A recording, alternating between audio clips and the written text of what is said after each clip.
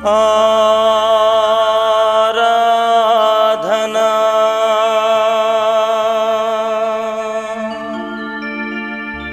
ఆలాపనా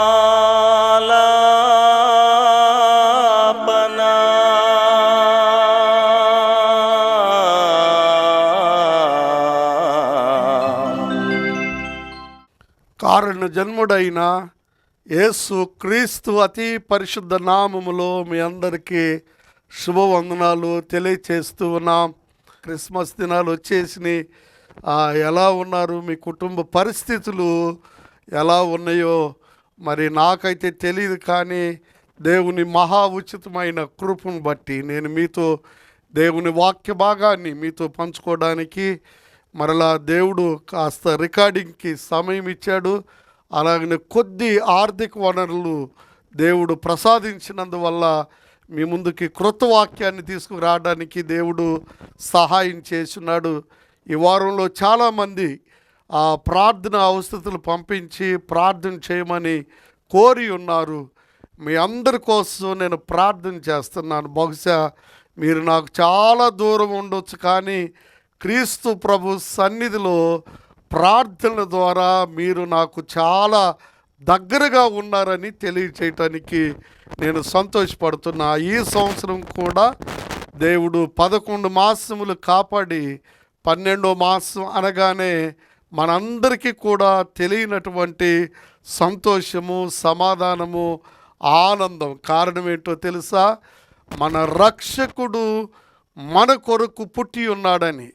పాప విమోచకుడు, పాపుల రక్షకుడు పరలోకమును విడిచిపెట్టి భూమి మీదకి అరుదించిన వేళ, అందుకనే సర్వలోకము సంతోష సాగరములో మునిగి తేలుతున్నటువంటి వేళ, అంబరాన్నంటేటువంటి సంబరాలతో ఈ క్రిస్మస్ యొక్క కార్యక్రమాలు అనేక చోట్ల జరుగుతూ ఉన్నాయి. అలాంటి సందర్భంలో దేవుని వాక్య భాగాన్ని నేను మీ కొరకు తీసుకొని వచ్చి ఉన్నాను. దయచేసి వాక్యంలోకి వెళ్ళే ముందుగా మనమందరం కూడా ప్రార్థన చేద్దాం. తలలు వంచండి, కళ్ళు మూసుకోండి. వీలుగా ఉంటే మోకరిల్లవలసిందిగా నేను మనవి చేస్తూ ఉన్నాను. పరిశుద్ధమైనటువంటి మా ప్రియ పరమ తండ్రి, ఈ సమయమందు నీ వాక్యాన్ని వినుచూ ఉంటుండగా వినగల చెవులు, గ్రహించగల హృదయాన్ని ప్రతి వారికి దయచేయండి. వాక్యము ద్వారా మాతో మీరు మాట్లాడమని ప్రార్థన చేస్తున్నాం. కృప చూపించి సహాయం చేయి మా ప్రభువా, మా దేవా. ఈ క్రిస్మస్ పర్వదినాల్లో నాయన ఏ కొరత చేత బిడ్డలు ఉన్నారో ఆ కొరతలన్నిటినీ మీరు తీర్చండి, సహాయం చేయండి, ఆదరించండి, ధైర్యపరచమని యేసు క్రీస్తు ఉన్నత నామమును బట్టి అడిగి స్తోత్రించి ప్రార్థించి వేడుకుంటున్నాం పరమ తండ్రి. ఆమెన్, ఆమెన్ అని చెప్పిన ప్రియ శ్రోతలందరికీ కూడా ప్రత్యేక వందనాలు తెలియచేస్తూ ఉన్నాను. ఈ క్రిస్మస్ పర్వదినాల్లో ఈ మాసమంతా కూడా ఈ క్రిస్మస్ సందేశాలు మీ కొరకు తీసుకొని రావాలని నేను ప్రగాఢమైనటువంటి కోరికను కలిగి ఉన్నాను. అయితే ప్రియ దేవుని బిడ్డలారా, ఈ కార్యక్రమాల కొరకు మీరు ప్రత్యేకించి ప్రార్థన చేయవలసిందిగా నేను మనవి చేస్తూ ఉన్నాను. చాలామంది యేసు ప్రభు ఈ లోకానికి ఎట్లాంటి పరిస్థితుల్లో వచ్చారు, ఎందుకు వచ్చారు, ఈ క్రీస్తు వలన లోకమునకు కలిగినటువంటి ఉపయోగము ఏంటి అనేటువంటి ప్రశ్నలతో చాలామంది క్రైస్తవేతరులు ఉన్నారు. ప్రియ దేవుని బిడ్డలారా, క్రీస్తు ఈ లోకానికి రావడంలో చాలా ఉన్నతమైనటువంటి ప్రణాళిక ఉన్నది, ఉన్నతమైనటువంటి ఉద్దేశం ఉన్నది. ఆ ఉద్దేశములను నేను తెలియజేయటానికి సత్య సువార్థికునిగా నేను మీ ముందుకి వస్తూ ఉన్నాను. ప్రియ దేవుని బిడ్డలారా, దేవుని యొక్క వాక్య భాగాన్ని పరిశీలన చేయవలసిందిగా నేను మనవి చేస్తూ ఉన్నాను. చూడండి, హెబ్రీ పత్రిక 2వ అధ్యాయము 14వ వచన భాగాన్ని మనము చదువుకుందాం.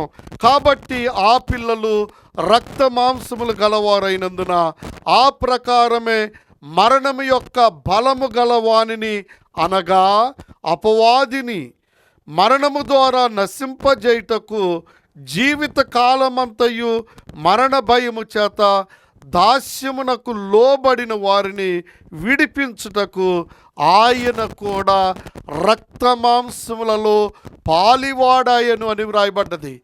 ఈ లోకములో మనము జీవిస్తూ ఉంటుండగా మానవాళి జన్మ కర్మ పాపముల చేత నిండిన వారై ఉండగా ఆ యేసు ప్రభువారు ఈ లోకానికి వచ్చినట్లుగా దేవుని వాక్య భాగము మనకి సెలవిస్తుంది. దేవుని వాక్యాన్ని మనం ఇంకా లోతుగా ధ్యానం చేసినట్లయితే లూకాసు వార్త 19వ అధ్యాయము 10వ వచన భాగాన్ని మనం చదువుకున్నట్లయితే నశించిన దానిని వెదకి రక్షించుటకు దేవుడు ఈ లోకానికి వచ్చినట్లుగా వాక్యము మనకి సెలవిస్తుంది. మూడవదిగా మనం గమనించినట్లయితే మొదటి తిమోతి పత్రిక 1వ అధ్యాయము 15వ వచన భాగములో ఈ మాటలు రాయబడి ఉన్నాయి. దేవుని యొక్క వాక్యాన్ని గమనించండి. పరిశుద్ధ బైబిల్ గ్రంథాన్ని తెరవలసిందిగా నేను మనవి చేస్తున్నాను. పాపులను రక్షించుటకు క్రీస్తు యేసు ఈ లోకమునకు వచ్చెనని దేవుని యొక్క వాక్యము సెలవిస్తుంది. ప్రియులారా, పాపపు లోకములో మనుషుడు పాపము చేత కొట్టుమిట్టులాడుతున్నటువంటి దినములలో యేసు ప్రభువారు ఈ లోకానికి వచ్చాడు. గలతీ పత్రిక 4వ అధ్యాయము 4వ వచనంలో కూడా ఈ మాటలు రాయబడ్డది. కాలము పరిపూర్ణమైనప్పుడు లేక సంపూర్ణమైనప్పుడు దేవుడు తన కుమారుని ఈ లోకానికి పంపించాడని వాక్యము సెలవిస్తుంది. ప్రియ దేవుని బిడ్డలారా, పాపము చేత ఈ లోకంలో కొట్టుమిట్లాడుతున్నటువంటిని మానవాళిని రక్షించడం కొరకు యేసు ప్రభువారు ఈ లోకానికి వచ్చారు. ప్రియ దేవుని బిడ్డలారా, ఎక్కడ నిరాశ ఉన్నదో, ఎక్కడ నిస్పృహ ఉన్నదో, ఎక్కడ బాధలు ఉన్నాయో, ఎక్కడ కష్టాలు ఉన్నాయో, ఎక్కడ ఇరుకులు ఇబ్బందులు ఉన్నాయో అక్కడ యేసు ప్రభువారు పుట్టారని, ఆ యేసు వారి హృదయాల్లో కూడా పుట్టాలని దేవుని వాక్య భాగము సెలవిస్తుంది. దేవుని వాక్యాన్ని గమనించండి. ఈరోజు పరిశుద్ధ వాక్య భాగములో నుండి యేసు ప్రభు మానవాళి ఏ పరిస్థితుల్లో ఉంటే ఈ లోకానికి వచ్చారో దేవుని వాక్యములో మనము ధ్యానం చేయబోతున్నాం. భక్తుడైనటువంటి అపోస్తుడైనటువంటి పౌలు రోమీయులకు రాసినటువంటి పత్రిక 5వ అధ్యాయము 6వ వచనము నుండి 10వ వచన భాగములో యేసు ప్రభు ఈ లోకానికి మానవాళి ఏ స్థితిలో ఉన్నప్పుడు వచ్చారో 3 శ్రేష్టమైనటువంటి విషయాలు తేటతెల్లము చేయుచున్నది. దేవుని వాక్యాన్ని చూస్తున్నారా? రోమా పత్రిక 5వ అధ్యాయము 6వ వచన భాగములో నుంచి 10వ వచన భాగములో ఈ యొక్క మాటలు తెలియచేస్తున్నాడు. మొట్టమొదటిగా 5:6లో మనము భక్తిహీనులమై ఉంటుండగా, రెండవదిగా 8వ వచన భాగములో మనము పాపులమై శత్రువులమై ఉంటుండగా, మూడవదిగా మనము పాపులమై ఉంటుండగా 10వ వచన భాగంలో ఈ 3 కారణాలు దేవుని వాక్య భాగంలో మనము చూస్తాం. ప్రియ దేవుని బిడ్డలారా, దేవుని వాక్యాన్ని ధ్యానం చేస్తూ ఉంటున్నప్పుడు ఈ మానవాళి జన్మ కర్మ పాపముల చేత కొట్టుమిట్లాడుతూ ఉన్నారు.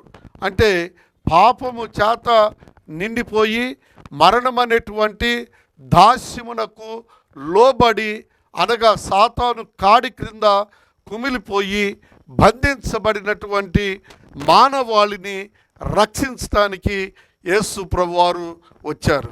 ఆయన రావడం, అలాగనే ఆయన ప్రజలకు కూడా ఈ విధంగా పిలిచాడు.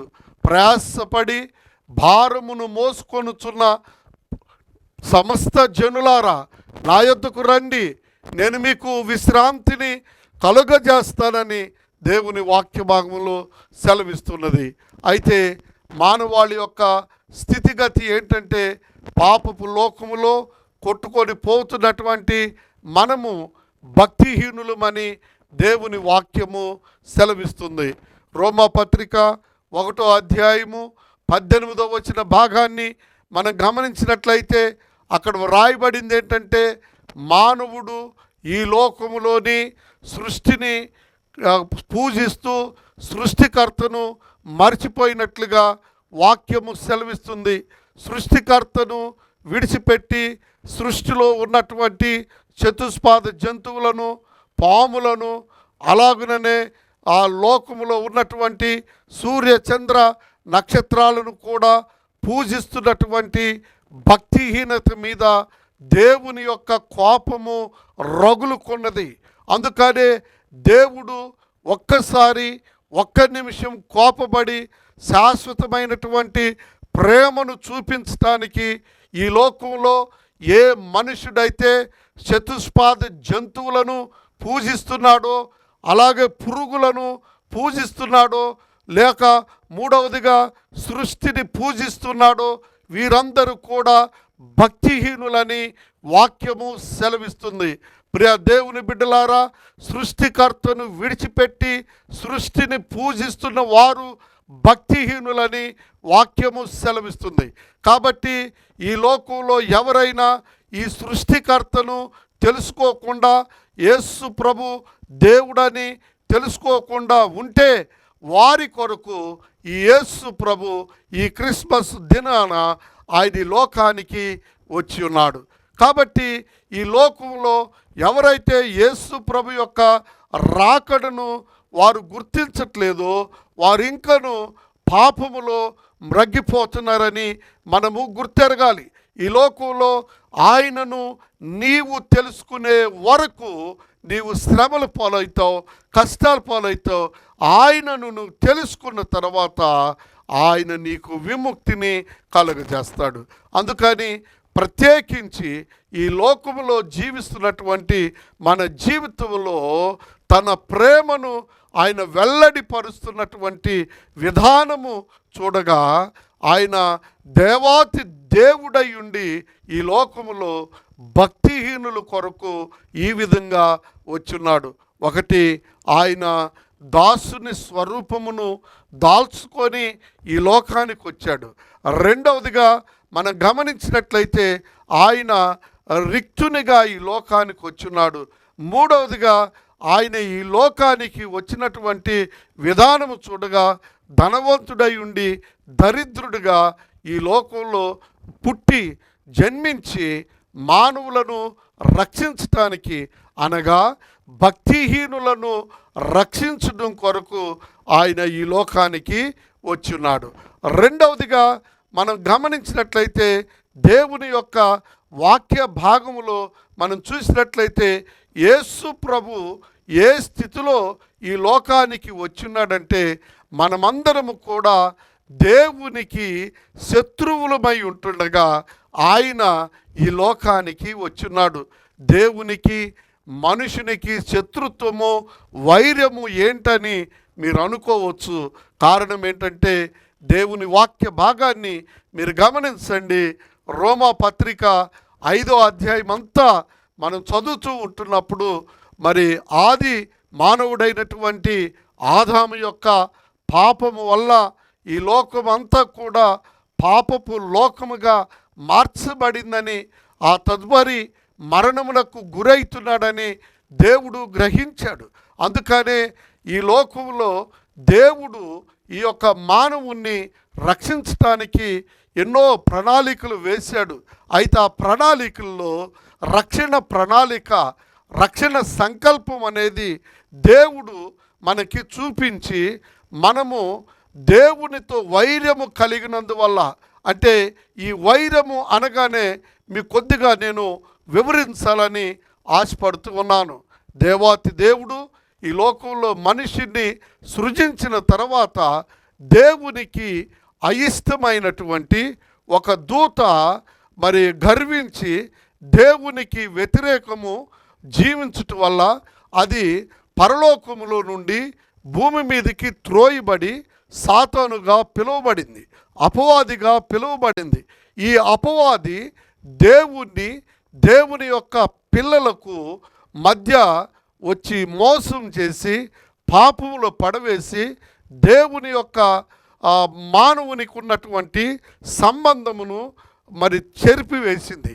అందుకని ఈ యొక్క మానవుడు సాతాను చెంత అనగా పాపం చేసి పాపమునకు దాసుడై పాపం అనేటువంటి మరణమునకు లోనైపోయి దేవునితో శత్రుత్వాన్ని కొని తెచ్చుకున్నాడు. అందుకని ఈ యొక్క యేసు క్రీస్తు ప్రభువారు దేవుని యొక్క రక్షణ సంకల్పంలో మా నరావతారిగా ఇన్కార్నేటెడ్ అనేటువంటి పదాన్ని ఇంగ్లీష్లో చక్కగా చెప్పబడ్డది. అయితే నరావతారిగా ఉద్భవించినటువంటి దేవాతి దేవుడు యేసు క్రీస్తు. కారణం ఏంటంటే మానవులందరూ కూడా సాతాను యొక్క మాట విని సాతాను యొక్క కుయుక్తికి లోబడి సాతాను యొక్క కుతంత్రాలకు లోబడి ఈ లోకంలో పాపమును ఒక తీపిగా తీసుకొని ఈ లోకంలో పాపమును అదే పనిగా చేయుచు సత్యమును గ్రహించలేనటువంటి స్థితిలో మనుషుడు ఉన్నాడు. అందుకని దేవుని యొక్క మొదటి శత్రువు ఎవరంటే సాతానుడు. ఆ సాతాను యొక్క కాడి కింద ఉండి లోకంలో జీవిస్తున్న ప్రతి మనుష్యుడు ఎవరైతే యేసును తెలుసుకోకుండా ఉన్నారో అలాంటి శత్రుత్వాన్ని తీసివేయడానికి యేసు ప్రభు వచ్చారు. ఒక్క మాట మీకు అర్థమవుతుందో లేదో నాకైతే తెలియదు, కానీ యేసు క్రీస్తు ఈ లోకంలో పుట్టి ఆయన పాపిని ప్రేమించాడు, పాపిలో ఉన్న పాపమును శిక్షించాడు. పాపిలో ఉన్న పాపము అనంటే అపవాదిని అనగా సాతానును శిక్షించడానికి ఆయన ఈ లోకానికి నరావతారిగా వచ్చాడు. అందుకనే మనము శత్రువులమై ఉంటుండగా ఈ లోకానికి ఆయన వచ్చినాడు. ప్రియ దేవుని బిడ్డలారా, క్రిస్మస్ అంటే మరి ఒంటి మీద పండగని, క్రిస్మస్ అంటే పంటి కింద పండగని, క్రిస్మస్ అంటే ఇంటి అందు పండగని, పైన స్టార్ పెట్టి కింద బారు పెట్టడం పెద్ద క్రిస్మస్ కాదు. కానీ నిజమైనటువంటి క్రిస్మస్ ఏమనంటే నరావతారిగా వచ్చిన ఆ యేసు ప్రభుని తెలుసుకున్నటువంటి క్రైస్తవ బిడ్డలు ఇతరులకు తెలియజేయటం నిజమైనటువంటి క్రిస్మస్. ఆయన ఎందుకు వచ్చాడో ఆ విషయాన్ని క్రైస్తవేతరులకు తెలియజేయలేకపోతే నీవే క్రిస్మస్ చేసినా కూడా అది దండగానే. కాబట్టి యేసు ప్రభు ఈ లోకానికి వచ్చాడు అనంటే ఇప్పటి వరకు 2 కారణాలు మనము ధ్యానం చేశాం.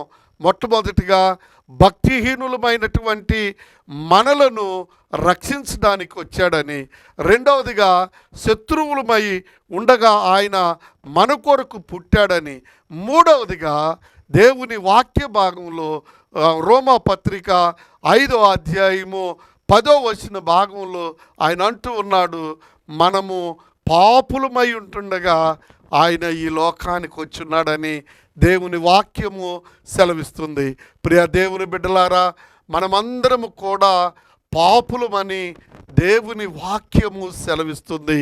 దేవుని వాక్యం చూడండి, రోమా పత్రిక 3వ అధ్యాయము 23వ వచన భాగాన్ని మనం గమనించినట్లయితే, ఏ భేదమును లేదు, అందరూ పాపము చేసి దేవుడు అనుగ్రహించు మహిమను పొందలేకపోతున్నారని దేవుని వాక్యము సెలవిస్తుంది. అదే 3వ అధ్యాయము 26వ వచనంలో చాలా శ్రేష్టమైనటువంటి వచన భాగం, ఆ యేసు క్రీస్తు వలన మనకు నిత్య జీవమని దేవుని వాక్యము సెలవిస్తుంది. ప్రియ దేవుని బిడ్డలారా, మన జీవితాల్లో మనము పాపము చేత కొట్టుమిట్లాడుతున్న మన కోసం యేసు ప్రభువారు ఈ లోకానికి వచ్చారు. ఎలా వచ్చారు అనంటే, ఆయన పరలోకములో తన తండ్రి అయినటువంటి దేవునితో సమానుడైనప్పటికీ కూడా ఆయన తన్ను తాను తగ్గించుకొని మనలను ధనవంతులుగా చేయడానికి దరిద్రుడుగా ఈ లోకానికి వచ్చాడని భక్తుడైన పౌలు కొరింథీ పత్రికలో మనకి తెలియచేస్తూ ఉన్నాడు. ప్రియ దేవుని బిడ్డలారా, ఈ లోకంలో పాపం చేత నీవు ఎలాంటి పాపం చేత నీవు కట్టివేయబడ్డావో, ఎలాంటి పాపము చేత నీవు బంధించబడ్డావో, ఎలాంటి పాప కూపములో నువ్వు కూరుకొని పోయావో నాకైతే తెలియదు. కానీ పాపపు స్వభావము నుండి విడిపించటానికి, పాపపు కట్టుబాటులో నుంచి విడిపించడానికి, నీకున్నటువంటి వ్యసనముల నుండి ఆయన నిన్ను విడిపించడానికి ఆయన నిన్ను నన్ను ప్రేమించి ఈ లోకానికి వచ్చాడు. ఆ యేసు ప్రభుతో నీవున్నట్లయితే నీ పాపమంతటిని కూడా ఆయన క్షమించడానికి వచ్చాడు. ఆ పాపపు స్వభావముని నీలో నుండి తీసివేయడానికి ఆయన ఈ లోకానికి వచ్చాడు.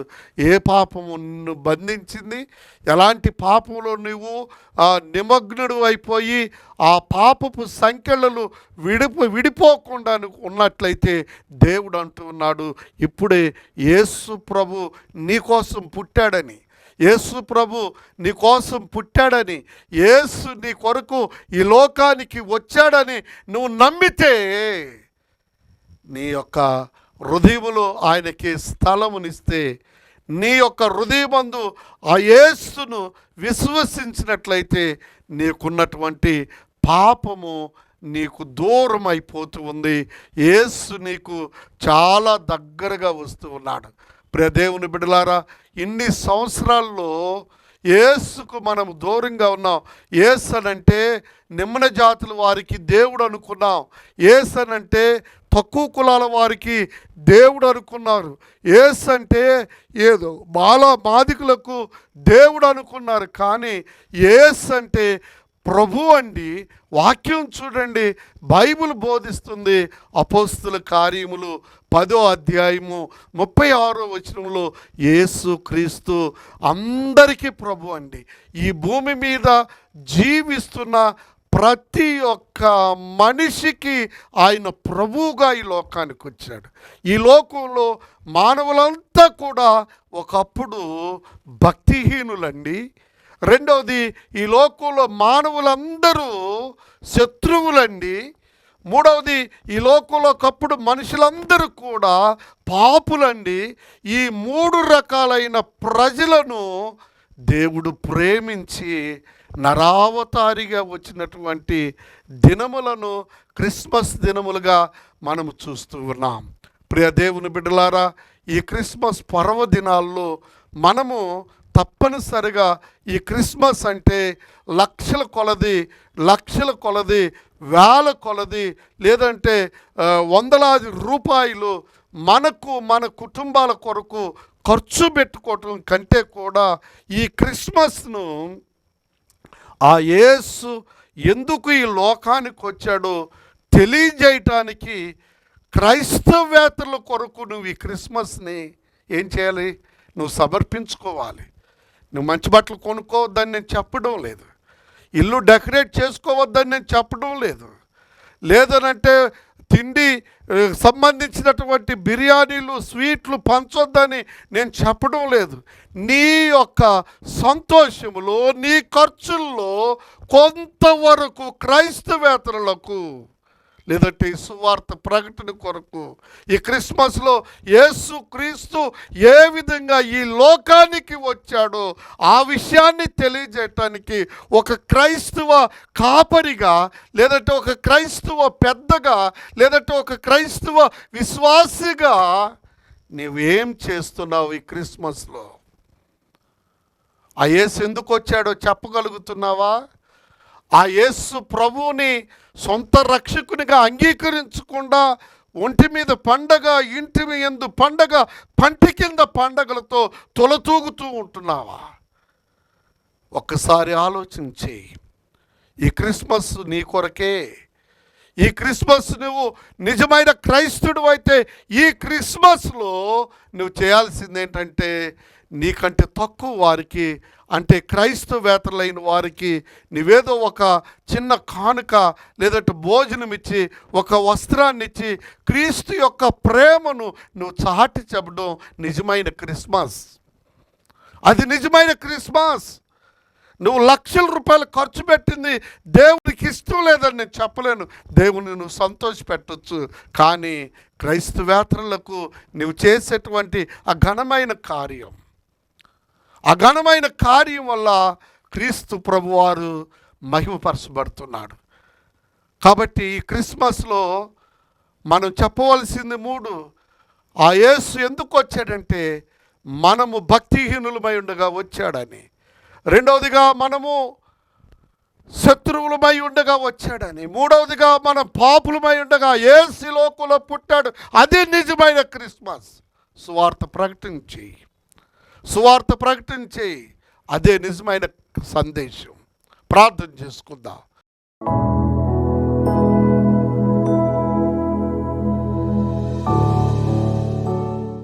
ప్రేమ నమ్మకం కలిగిన పరమ తండ్రి, నీకు వందనాలు స్తోత్రాలు చెల్లిస్తూ ఉన్నా. ఇదిగో నాయన, ఈ యొక్క సమయమందు నీ మాటలు వినుచుండగా కృప చూపించారు. వందనాలైనా నాయన, ఈ లోకానికి నీ ప్రియకుమారుడైన యేసు క్రీస్తు వచ్చిన విధానం మేము జ్ఞాపకం చేసుకున్నాం. సర్వలోక మానవాళి భక్తిహీనులుగా ఉన్నారని, నాయన శత్రువులుగా ఉన్నారని, పాపులై ఉంటుండగా ఈ లోకానికి వచ్చావని తెలుసుకున్నాం. ఈ వాక్యం ద్వారా బిడ్డలనే మీరు జ్ఞాపకం చేసుకోండి ప్రభువా. ప్రత్యేకించి ఈ క్రిస్మస్ పర్వదినాల్లో పేదలైన వారిని, ధనికులైన వారిని, మధ్యతరగతి వారిని జ్ఞాపకం చేసుకోండి నాయన. వారికి కావలసిన ఆర్థిక వనరులు, వారికి కావలసిన రక్షణ, వారికి కావలసిన మారు మనసు, వారికి కావలసిన క్రిస్మస్ అనుభవాన్ని మీరు వారికి దయచేయండి. క్రీస్తు వారి హృదయాల్లో పుట్టకుండా చేసే క్రిస్మస్ వ్యర్థమని వారికి తెలియచేయండి ఆయన. కృప చూపించండి ఆయన. ఈ క్రిస్మస్ కొరకు ఆర్థిక వనరులు లేక నాయన సతమతమవుతున్న బిడ్డలకు ఆర్థిక వనరులు దయచేయండి. నూతన వస్త్రాలు కావలసిన వారికి నూతన వస్త్రాలు, అలాగనే తినుబండరాలు కావలసిన వారికి, అలాగనే హౌస్ డెకరేషన్, అలాగే సంఘాల్లో ప్రాముఖ్యంగా ప్రభువా పేద సంఘాలను జ్ఞాపకం చేసుకోండి. మాకున్న సంఘాలకు కూడా మీరు జ్ఞాపకం చేసుకోండి. కృప చూపించిన ఆయన కాపురులను జ్ఞాపకం చేసుకోండి ప్రభువా. మీరు ధనవంతులై ఉండి దరిద్రుడిగా ఈ లోకంలో జన్మించారు. మీకేమిచ్చి రుణాన్ని తీర్చలేము ప్రభువా.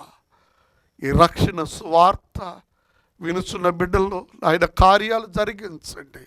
ఇమాన్యుయల్ మినిస్ట్రీస్కు కావలసిన వనరులు మీరు దయచేయండి ప్రభువా. కార్యక్రమాలు ఆర్థిక వనరులు లేక ఎన్నో ఆటంకాల మధ్య ఈ కార్యక్రమాలు ప్రకటిస్తూ ఉన్నాం. మీ కార్యాలు జరిగించి కృప చూపించండి, సహాయం చేయండి. మీ సహాయతను పంపించమని మేము అడుగుతూ ఉన్నాం. వాక్యము విన్న బిడ్డలతో మీరు మాట్లాడండి ప్రభువా. వారి హృదయాల్లో, వారి కుటుంబాల్లో, వారి జీవితాల్లో నిజమైనటువంటి క్రిస్మస్ అనుభవాన్ని వారికి దయచేయండి. కృప చూపించయ్యా, సహాయం చేయమని యేసుక్రీస్తు ఉన్నతమైన నామమును బట్టి స్తుతించి ప్రార్థించి వేడుకుంటున్నాం పరమ తండ్రి. ఆమెన్. క్రీస్తునందు ప్రియమైన ఆరాధన ప్రేక్షకులందరికీ కూడా ప్రభు నామంలో శుభవందనాలు తెలియచేస్తూ ఉన్నాం. మరి ప్రత్యేకించి మిమ్మల్ని అందరినీ కూడా ప్రార్థనాపూర్వకంగా మేము మనవి చేసేది ఏంటంటే, ఈ కార్యక్రమాలు దినదినం ప్రకటన చేయమని చాలామంది ప్రేక్షకులు నన్ను అడుగుతూ ఉన్నారు. నేను వారమునకు ఒకసారి చేయడానికే ఆర్థికపరమైనటువంటి ఇబ్బందులు తలెత్తుతూ ఉన్నాయి. చాలా వేల రూపాయలు ఖర్చు అవుతూ ఉంది. కాబట్టి కార్యక్రమాలు నిరాటంకంగా జరగటానికి మీ వంతు కొంత ఆర్థికమైనటువంటి సహాయమును అందించవలసిందిగా నేను మనవి చేస్తూ ఉన్నాను. గత వారం కొద్దిమంది బిడ్డలు సహాయం చేయటం వల్ల ఈ కార్యక్రమాలు బంద్ అవ్వలేదు. మరి ఎవరైతే ఆర్థిక సహాయమును పంపిస్తూ ఉన్నారో వారు వాట్సాప్లో ఆ స్క్రీన్ షాటు మీ ఫోన్ నెంబరు మాకు తెలియచేస్తే మరలా మీకు మేము కృతజ్ఞతాపూర్వకంగా మీతో మాట్లాడటానికి మాకు అవకాశం కలుగుతున్నది.